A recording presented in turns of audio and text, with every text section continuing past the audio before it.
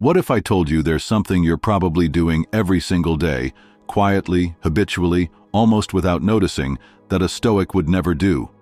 It's not yelling, it's not lying, it's not cheating or stealing or any obvious moral failure. No, it's something far more ordinary, so common that most people don't even realize how dangerous it really is. It doesn't scream, it whispers. It doesn't feel like poison, but it slowly corrupts your soul. And worst of all, it feels normal. We do it at work, on social media, in conversations, relationships, even in how we dress, speak, or walk into a room. It's the subtle craving to be liked, to be seen, to be approved. You won't find this in most self-help books. No guru is going to say it directly. But the Stoics knew. They warned us. Because chasing approval, seeking validation, living for applause rather than principles, quietly sabotages your peace, weakens your confidence, and keeps you emotionally fragile. It makes you a puppet, a prisoner of perception.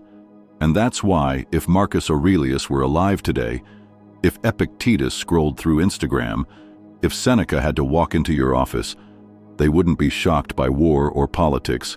They'd be shocked by this one thing. So let me say it clearly. The thing Stoics would never do, but you probably do every single day, is chase external validation. Think about the last time you changed your words mid-sentence just to sound smarter, or the time you posted something then checked your phone every 10 minutes to see who liked it, or when you laughed at a joke you didn't find funny just to not seem cold, or the 100 times you said yes when every fiber of your being wanted to say no. That's not random behavior. That's programming, conditioned, trained, reinforced. The truth is, we were raised to perform. From childhood, we were rewarded for being agreeable, punished for disapproval, trained to monitor others' faces to decide whether we're safe. So now, as adults, we walk around constantly scanning for feedback. Do they like me? Did I say the right thing? Will they be upset if I don't reply fast enough? What if they think I'm rude? What if they think I'm boring? What if they don't think I'm enough?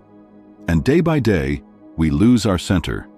We outsource our peace, and we become strangers to ourselves. But the Stoics? They had a different way of living. They weren't here to perform. They weren't here to impress. They weren't here to earn love by pleasing others. They were here to live in alignment with their principles, not to be liked, but to be free. Because as long as you live for the approval of others, you are never really alive for yourself. Now, let's be clear. Wanting to be liked isn't evil. You're not broken. You're not weak.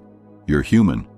But you're also not meant to live as a hostage to likes, applause, and second-hand worth. You were built for more than that, and that's what this message is about. Because if you want real confidence, not the loud kind, but the quiet kind that doesn't need to be seen. If you want real peace, not the fragile kind that shatters when someone disapproves. If you want to reclaim your self-respect and live by your own values, then you need to understand this one truth. Stoics never chased validation because they knew that the moment you do, you hand over your soul. And by the end of this, you'll see how to get it back. So let's begin. 1. Chasing approval. Let's zoom in on something most of us never question, not because it's harmless, but because it's so common that it feels invisible. Chasing approval. It doesn't sound dangerous. In fact, it sounds polite, cooperative, social. But underneath this innocent disguise is a psychological pattern that quietly eats away at your power, your peace, and your sense of self. Let's break it down. How approval seeking shows up in everyday life. You probably don't walk around saying, "I want everyone to like me," but your behavior may be saying it for you. Let's start with a few honest questions. Do you feel anxious if you don't get a reply to your text right away? Have you ever deleted a post because it didn't get enough likes? Do you say yes to things you secretly don't want to do? Do you overthink what someone meant by K or OK in a message? Have you apologized when you weren't actually sorry, just to keep the peace? If you nodded yes to even one of those, you've been caught in the trap. It's not your fault. You were raised in a world that runs on feedback, grades, likes, comments, compliments, promotions, smiles, applause. Everywhere you go, something is trying to tell you how you're doing, and more dangerously, who you are. Let's go deeper. 1. The social media loop. You post a photo. Maybe it's a quote you liked, or a picture of your coffee, or just a selfie where, for once, you actually felt okay about how you looked. But as soon as you hit share, something changes. You check your phone, then again, then again. 10 minutes later, you're analyzing the likes, comparing to last time, wondering if people saw it and chose not to like it.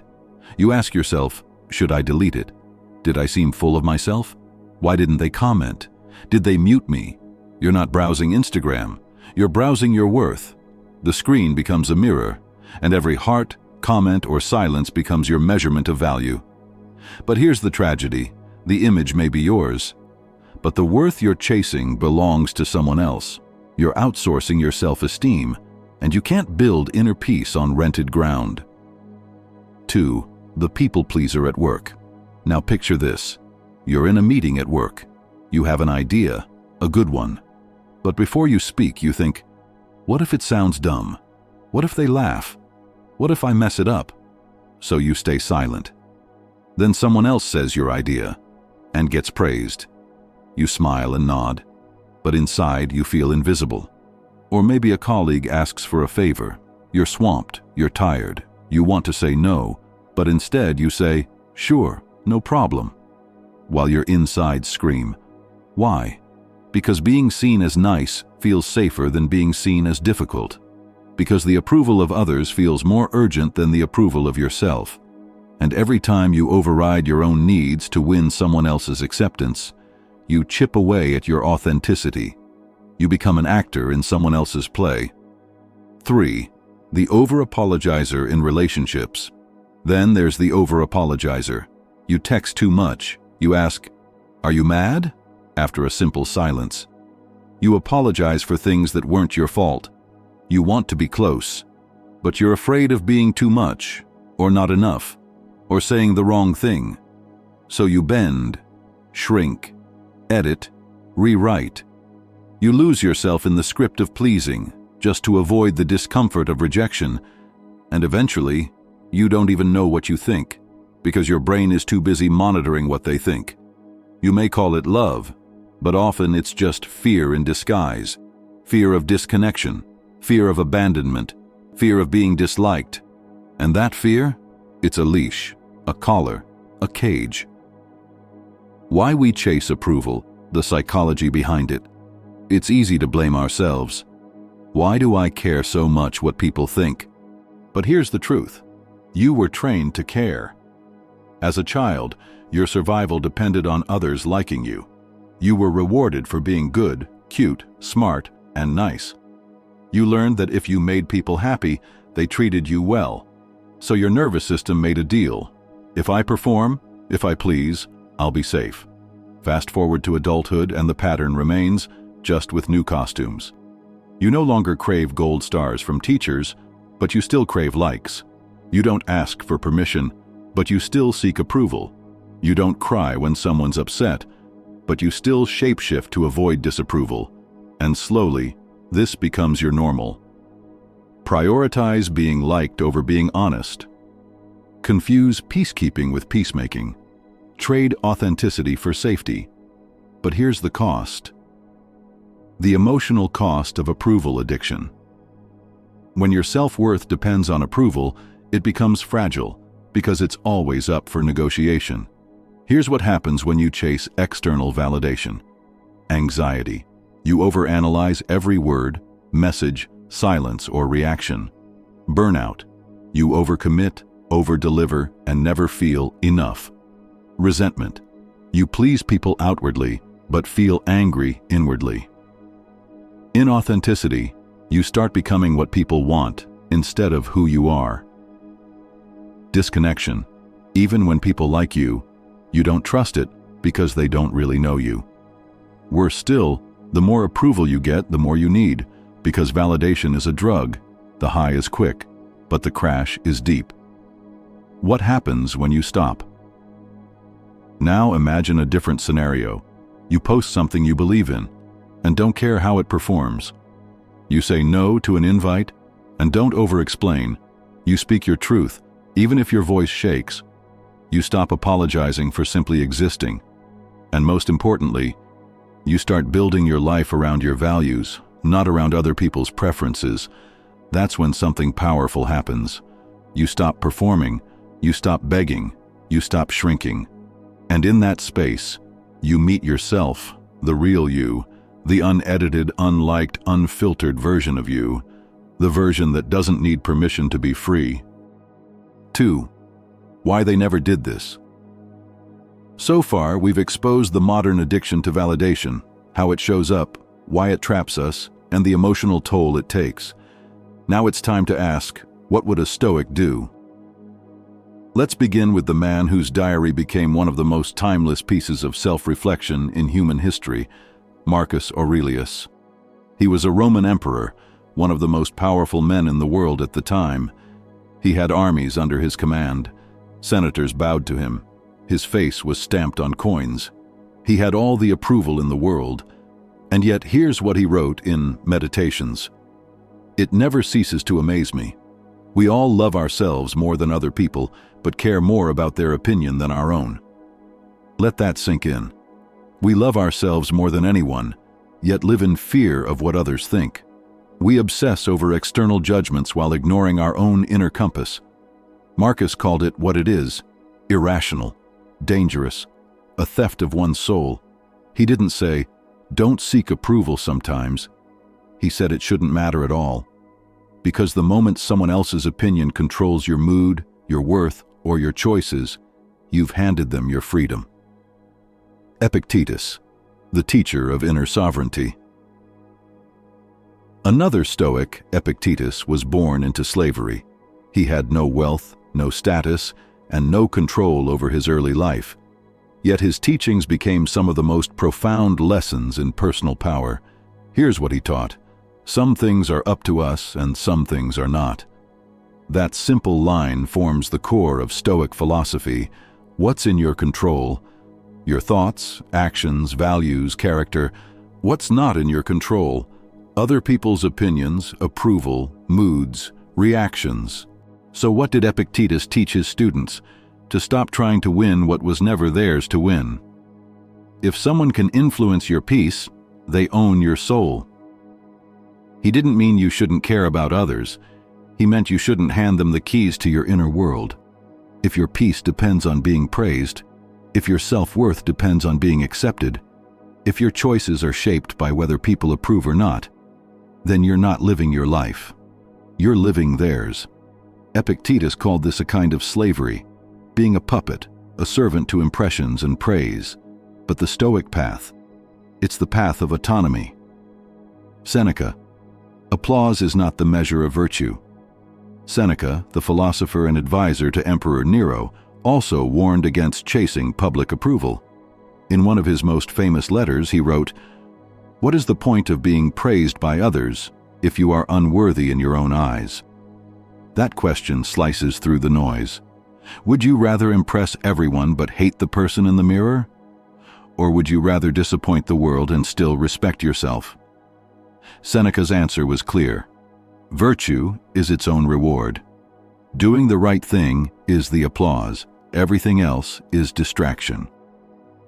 Why the Stoics never chased approval? So why didn't the Stoics chase validation? Let's break it down. 1. They knew it makes you dependent.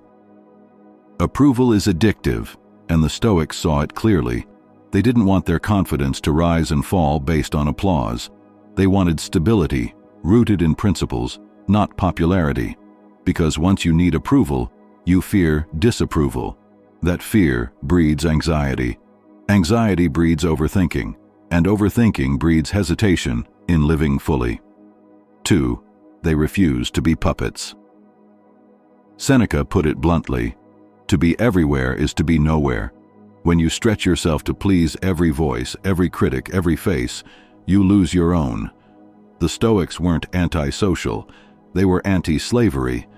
And when your emotions are controlled by someone else's approval, that's exactly what you are, a slave to opinion. They chose sovereignty over popularity. 3. They trained to be content without applause. The Stoics practiced self-containment. They lived by inner metrics, not outer applause. If they did something good, they didn't shout it. They lived it. Quietly, steadily, confidently. If they were misunderstood, they didn't rush to explain themselves. If they were insulted, they didn't retaliate with drama. If they were praised, they didn't let it inflate their ego. Why? Because they weren't performing. They were being. A Stoic doesn't perform. A Stoic exists. They weren't after fame. They were after freedom. And that meant walking away from what insults their peace, even if it costs them praise.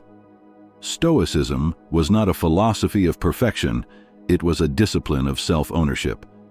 The modern world says, be seen, be liked, go viral. Stoicism says, be still, be honest, go inward. Modern culture trains you to broadcast your life. Stoicism trains you to build your life, in silence, with strength, without needing an audience. Marcus Aurelius didn't write meditations for anyone but himself. Seneca's letters weren't polished Instagram quotes. Epictetus taught in small rooms, not stadiums. And yet, their words have lasted thousands of years. Why? Because truth outlives trend, and character outshines charisma. They chose substance over spectacle, and in doing so, they became legends. What can you learn from this? You may not be an emperor like Marcus, or a teacher like Epictetus, or a philosopher in Rome like Seneca, but you are someone with choices. You can train yourself to stop needing praise. You can practice detachment from judgment. You can build a life that earns your own respect, whether or not it earns others' approval. The Stoics didn't want to be liked. They wanted to be whole. And you can too. 3. How it affects you. Let's pause for a moment. We've talked about the behavior, the people-pleasing, the social media scrolling, the constant scanning for feedback.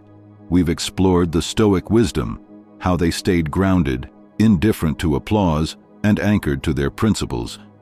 But now comes the uncomfortable truth. What has all this approval chasing actually done to you? What does it cost to live your life through the lens of other people's opinions? The consequences aren't always loud. They don't explode. They erode. Over time, slowly and silently. The habit of chasing validation drains your confidence, hijacks your clarity, and chips away at your soul. Let's take a closer look. 1. Burnout from overperforming. The first consequence is exhaustion. When you're addicted to being liked, your life becomes a series of performances. You wear a yes face even when your heart screams no. You attend events you don't care about just to maintain appearances. You say things you don't believe just to avoid confrontation. You show up for others, not because you want to, but because you're afraid of what they'll think if you don't. That's not generosity. That's fear wearing a smile, and fear is tiring. This kind of constant micro-performance burns through your energy. It doesn't matter how much sleep you get. Emotional fatigue has no cure except truth. Every day spent shape-shifting for acceptance is a day spent away from your real self. And over time, you burn out, you crash, and worst of all, you can't even explain why. 2. Anxiety from overanalyzing everything. When your self-worth is tied to external validation, you become hyper-vigilant. You scan texts, you interpret silences, you analyze tone, punctuation, emojis, you replay conversations. Did I sound stupid? Was that joke too much? Why didn't they respond with a smiley? Are they mad at me? What's really happening? You're outsourcing your inner peace to the reactions of others. And the more you seek clarity from the outside, the more confused you feel on the inside. This turns into anxiety. You start living in your head instead of your life. You preempt rejection. You rehearse imaginary arguments. You fear being misunderstood more than being authentic. Anxiety at its core is the fear of losing control. And when your mood is controlled by everyone else's opinion, you lose it daily. 3. Resentment from self-betrayal. One of the darkest emotions caused by approval. Seeking is resentment. At first, you think you're just being nice, accommodating, cooperative. But deep down, you know you're betraying yourself. Every time you say yes when you mean no, every time you fake a laugh or a compliment, every time you keep quiet when you know you should speak, you're sacrificing your truth on the altar of acceptance. And that sacrifice creates anger. At them, for expecting so much. At yourself, for allowing it. But because you've been trained to be nice, you don't express it. So the resentment rots quietly inside. And this is what the Stoics understood so well. Living dishonestly, even for praise, is a kind of violence against the self. 2. Loss of identity. When you spend your life performing for others, you eventually lose track of who you are. Do you really love that band, or did your friends love it first? Do you actually want that job, or did it just make your parents proud? Do you believe what you say, or are you just echoing what earns approval? You become a mirror, reflecting everyone around you. But mirrors don't have identities. They only reflect others. The more you shapeshift, the less solid your sense of self becomes. You become that person everyone likes, but no one really knows, including you. And that emptiness, it's not depression, it's not boredom, it's the ache of disconnection from your own essence. 5. The internal war. At its worst, chasing approval creates an internal war between two selves. The true self, who wants authenticity, truth, peace, and freedom. The performing self, who wants approval, validation, applause, and belonging. These two selves are in constant battle. One says, speak up.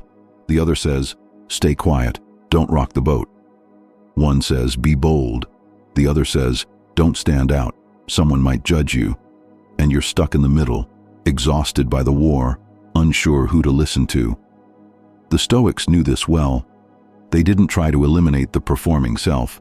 They simply chose every day to strengthen the true one. They understood that peace isn't found in winning everyone over. Peace is found when you stop fighting with yourself. Imagine a life without this addiction. Now, just for a moment, imagine this. You walk into a room without wondering if people like you. You post online without checking the likes. You say no and feel free instead of guilty. You stop apologizing for being honest. You do the right thing, not because it'll be praised, but because it's who you are. Imagine not needing anyone to get it. Imagine being able to sit with silence, rejection, misunderstanding, and still feel solid, still feel like you. That's what the Stoics aimed for. Not fame, not applause, freedom. The damage is real, but so is the way out. You might be realizing just how deep this goes, how long you've lived this way, how many decisions you've made from fear of judgment instead of love of truth. That's okay, because here's the good news. The same way you were trained to seek approval, you can untrain yourself. And that's what we'll do next. We'll explore practical Stoic solutions, time-tested, real-world tools to help you reclaim your inner peace, one step at a time. 4. How to reclaim your power. You've seen the problem, you've felt the cost, and you've heard the Stoics' warnings. Now it's time to ask, what do we do about it? How do you stop living for likes, praise, and approval, and start living from inner alignment? How do you silence the noise of others' opinions and finally hear yourself again? The Stoics didn't just offer wisdom, they offered practices, daily, practical, repeatable strategies that helped them stand firm while the world pulled in every direction. Let's walk through 5 core Stoic tools that you can start using today to break free from the chains of external validation. 1. Train the inner scorecard. Let's start with the foundation. You must redefine how you measure your worth. Modern culture teaches you to evaluate your life using external metrics: followers, salary, reactions, compliments, applause. But the Stoics rejected all of these. They trained themselves to live by an inner scorecard, where the only thing that mattered was character. Ask yourself, am I doing what is right or what is popular? Am I choosing truth or comfort? Am I living in alignment or in performance? Marcus Aurelius put it clearly. The approval of others is not a standard of value. It is irrelevant to the man who is grounded in himself. When you operate from your inner scorecard, something amazing happens. You still do good work, but don't crave praise. You still care for others, but not at the cost of your own values. You still post, share, speak, but don't need applause to feel real. Each time you make a decision based on who you are, not how it will be received, you grow stronger. Because true confidence isn't loud, it's quiet, self-respect. 2. Practice voluntary discomfort. The Stoics trained their minds like warriors trained their bodies, through controlled challenge. One of their most powerful tools was voluntary discomfort. The logic is simple. If you can face discomfort on purpose, you stop fearing it. And when you stop fearing discomfort, you stop needing approval. Try this. Say no when you normally say yes, and don't over-explain.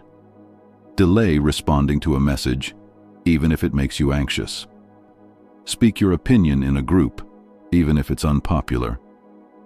Post something online and don't check for likes for 24 hours.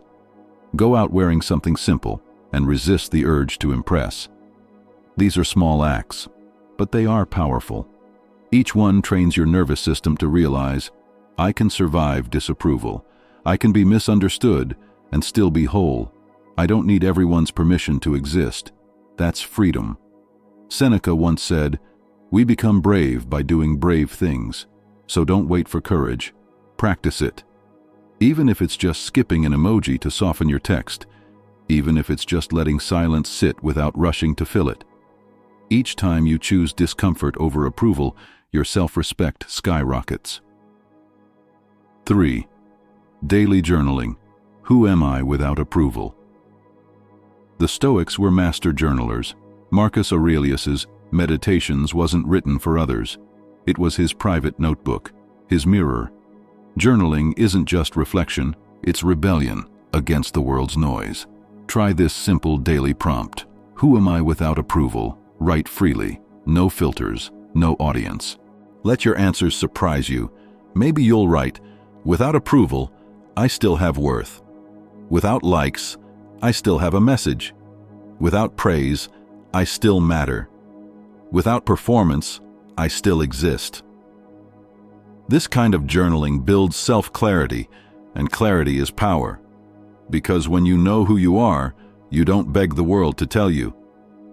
Over time, journaling helps you identify patterns, spot triggers, and return to yourself after the world pulls you off course.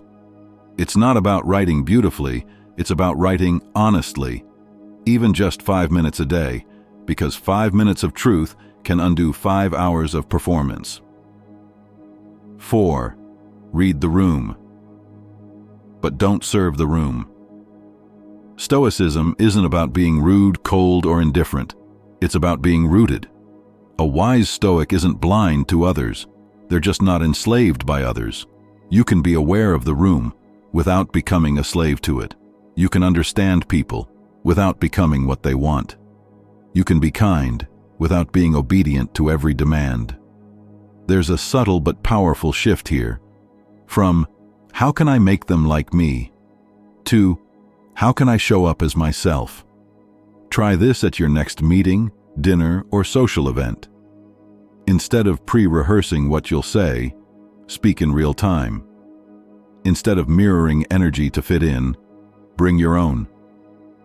Instead of laughing when you don't mean it, allow silence. It may feel awkward at first, but that awkwardness, that's the sound of your authenticity returning.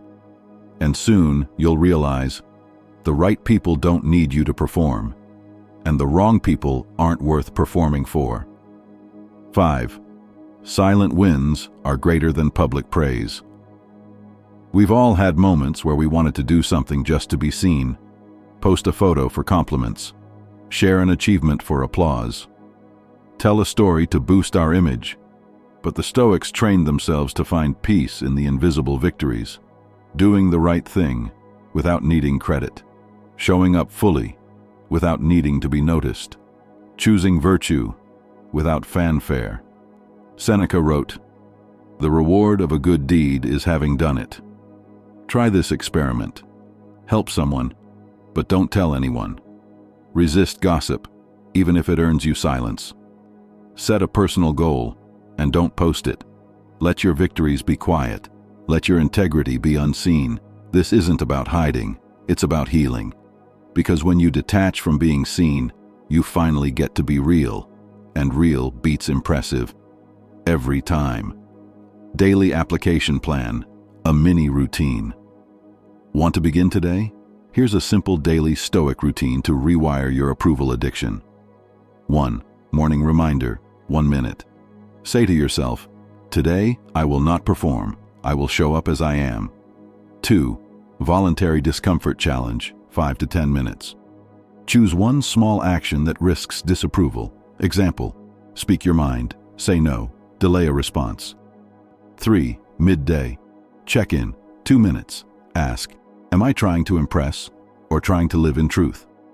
4. Evening journaling, 5 to 10 minutes. Prompt, where did I seek approval today and why? Then, where did I not, and how did that feel? Stick to this for even 7 days, and you'll notice a shift. Stick to it for 30, and you'll start becoming the Stoic you were born to be. Final truth of the Stoic path. The Stoics never said this would be easy, but they said it would be worth it, because while most people are trying to be impressive, the Stoic is trying to be unchangeable. While most are chasing attention, the Stoic is chasing inner alignment. And while the world is addicted to applause, the Stoic walks in silence, not because they have nothing to prove, but because they've already proven it to themselves. You've made it this far. You've walked through the hidden addiction most people never even name, chasing external validation. You've seen how it starts subtly, checking your phone for likes, overthinking every interaction, performing for approval you don't really need. You've seen how it takes a toll, anxiety, burnout, resentment, and a growing disconnection from your true self. You've seen how the Stoics warned us centuries ago, if someone else can control your peace, they own your soul. Epictetus. We care more about others' opinions than our own. Marcus Aurelius. Virtue is not measured by applause. Seneca. They weren't writing for social media. They weren't building brands. They were fighting for their freedom on the inside. And now, so are you. Because here's the truth. You don't need to be liked to be powerful. You don't need to be noticed to matter. You don't need permission to be whole. You just need to remember who you were before the world told you who to be. That version of you, quiet, real, unpolished, grounded, is still in there, waiting. And it's not the world's applause that brings them to life. It's your choice to return to inner peace. Choose stillness over noise. The world will never stop demanding your performance. It will keep asking you to be louder, be funnier, be more likable, be more agreeable, be more of what they want. But Stoicism invites you to do something far more radical. Be still, be honest, be enough as you are, because when you no longer perform for others, you begin to perform for life itself. You live with integrity, you speak with purpose, you walk with dignity, not because you've been crowned by others, but because you've crowned yourself with inner clarity.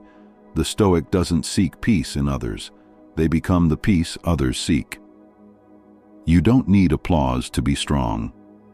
Remember, the loudest person in the room is often the most afraid.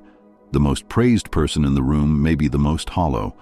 And the person who walks away from the crowd, quietly, confidently, is often the most free. You've been taught that your worth is earned through applause, that your value is confirmed by others. But here's what the Stoics knew, and what most people never realize. You are already worthy, not because of what others think, but because of what you choose. Every moment you choose honesty over flattery, every time you choose silence over performance, every no you say with clarity, every truth you speak with calm, you reclaim your power, piece by piece, until one day the need to be liked simply falls away, not because you stopped caring, but because you started honoring yourself more than the illusion of praise. Final challenge: try one day. You don't need to become a Stoic monk overnight. Just try one day where you post what matters and don't check the reaction. Say no to something and don't explain it away. Let someone misunderstand you and don't rush to fix it. Speak your truth, even if your voice trembles. Do something kind without anyone knowing. Just one day without performing, one day without chasing, one day without needing to be seen, liked, or praised. See how it feels. See how light you become when you let go of the weight of everyone else's opinion. Final words. The Stoics weren't perfect. They struggled too. They battled pride, ego, fear, and insecurity, just like we do. But they made one decision, again and again, to live in alignment with their own values, not others' reactions.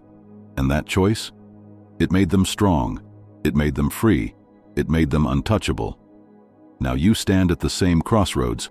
You can keep chasing approval and keep giving your power away.